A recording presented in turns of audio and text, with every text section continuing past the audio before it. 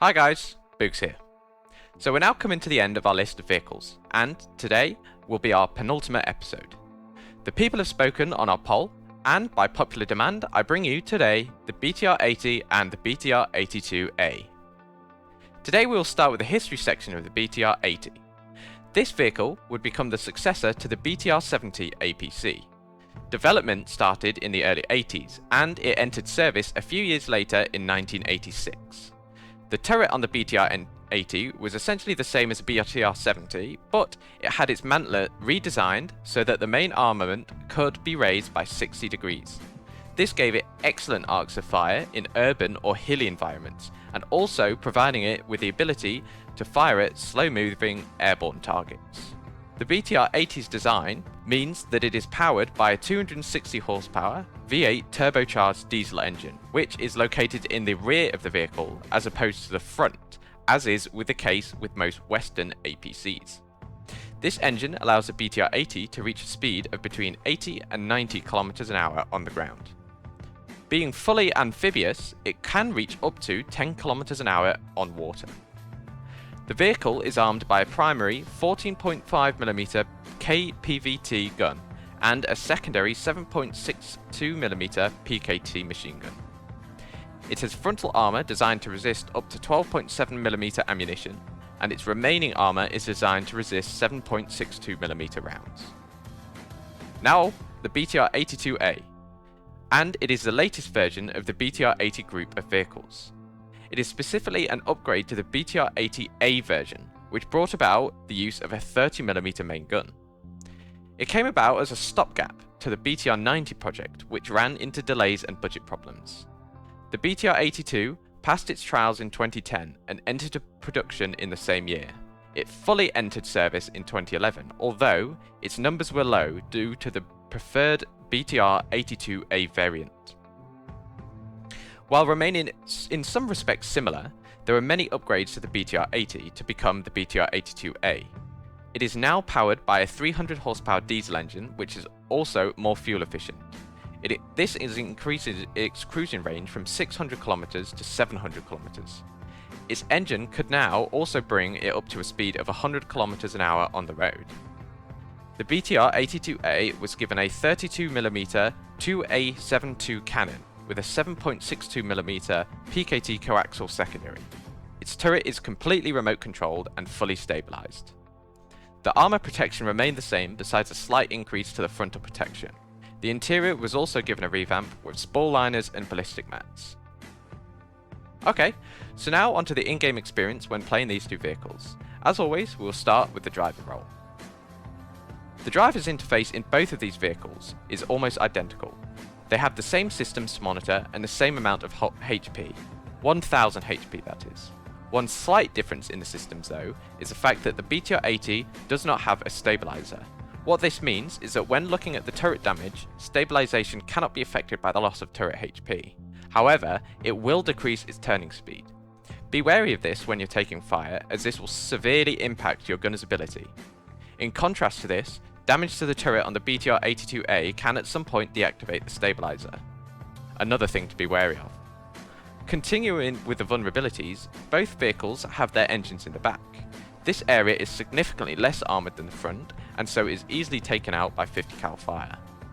With this in mind, it is important to keep your rear protected, though, with that being said, having the engine in the back can be somewhat of an advantage, as when engaging enemies front on, it is well out of the way. Now onto the driving characteristics. Although in the history section the BTR 80 has a lower top speed of between 80 and 90 k's, in-game it is actually the faster of the two, with a quoted top speed being 90 km an hour. The BTR 82A may only reach a quoted top speed of 80 k's, though, as with all vehicles, this can be higher on a perfectly level surface. Another thing I should mention is seating position. Both drivers sit on the left side of the vehicle. This is important to remember when driving through woodland or urban areas, so you don't catch yourself on a seemingly invincible tree or a pesky corner. Next up, gunner. Now these environments are significantly different.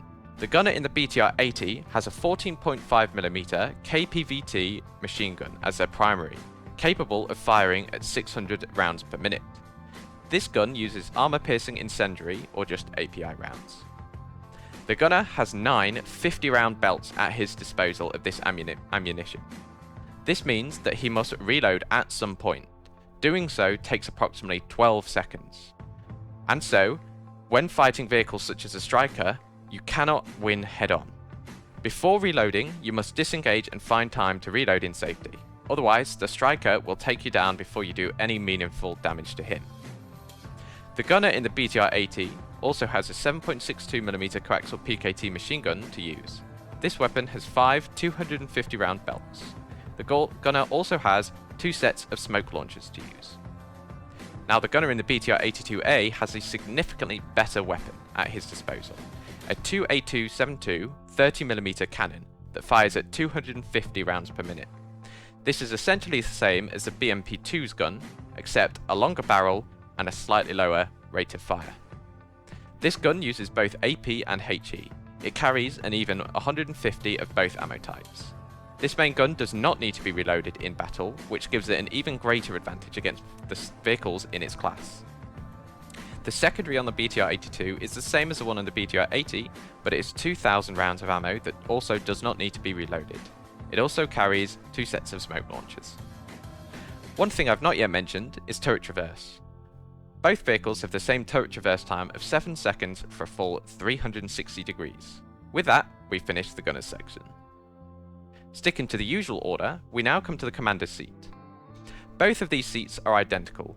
They have the same sights with ranger marks and the same levels of zoom. They are also both situated on the right side of the hull next to the driver.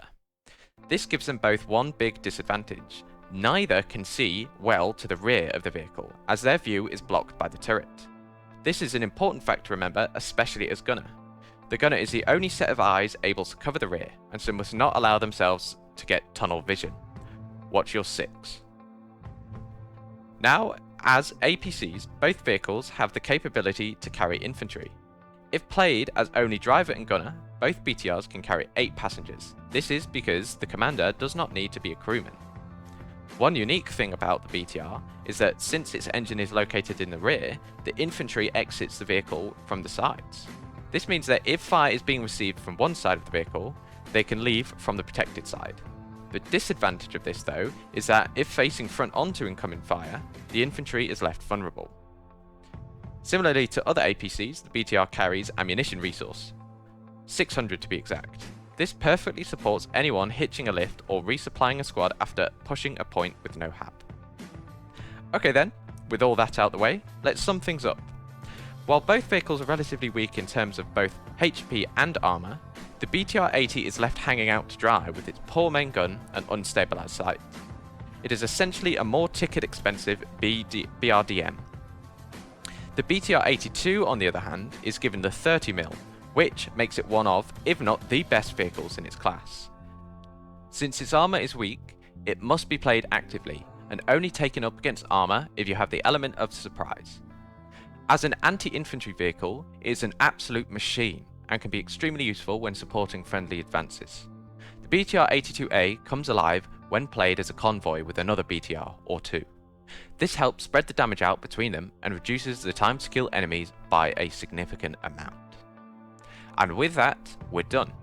Thank you so much for watching. As always, do leave a comment with what you thought. Please give us a like and hit the subscribe button so you can be notified when new videos go up.